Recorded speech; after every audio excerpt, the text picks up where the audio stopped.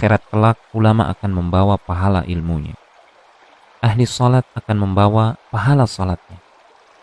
Ahli puasa akan membawa pahala puasanya. Ahli Al-Quran akan membawa pahala tilawahnya. Sementara ahli sedekah akan membawa semua pahala ahli ilmu. Ahli salat, ahli puasa, dan ahli Al-Quran. Kenapa? Karena dengan hartanya dia telah membantu tersebarnya ilmu. Dengan hartanya dia telah membantu pembangunan atau renovasi masjid, tempat ahli salat melakukan salat. Dengan hartanya dia memberikan makan orang-orang yang berpuasa. Dengan itu dia meraih pahala orang-orang yang berpuasa. Dengan hartanya dia telah mencetak serta menyebarkan Al-Quran dan kitab-kitab para ulama. Semua pahala mereka akan diraih oleh ahli sedekah. Wallahi, demi Allah, kelak di akhirat, ahli sedekah adalah orang yang paling bahagia dengan pahala sedekahnya.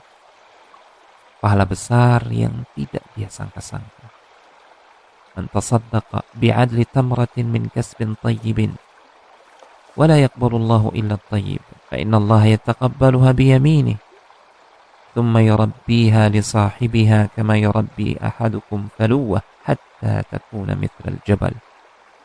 Barang siapa bersedekah walau hanya senilai 1 biji kurma dari hartanya yang baik, dan Allah tidak menerima kecuali dari yang baik saja, maka Allah akan menerima sedekah tersebut dengan tangan kanannya. Allah akan memelihara dan mengembangkan pahala sedekah tersebut, sebagaimana salah seorang di antara kalian memelihara dan membesarkan kuda kecilnya. Hingga kelak di akhirat tiba-tiba dia melihat pahala sedekahnya sebesar gunung. Allahu Akbar. Hadis ini sahih riwayat Al-Bukhari dan Muslim.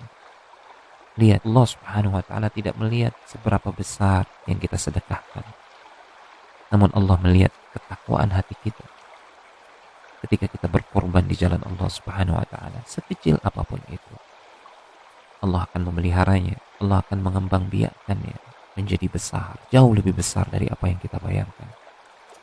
Untuk itu, berinfaklah, berikanlah sedikit harta kita untuk membantu saudara-saudara kita, membantu orang-orang yang berjuang di jalan Allah Subhanahu wa ta'ala, membantu mereka, para tenaga medis di tengah wabah ini, membantu mereka, para relawan sosial yang berada di garis depan, yang bahkan mempertaruhkan kesehatan dan jiwa mereka bahkan untuk menolong sesama.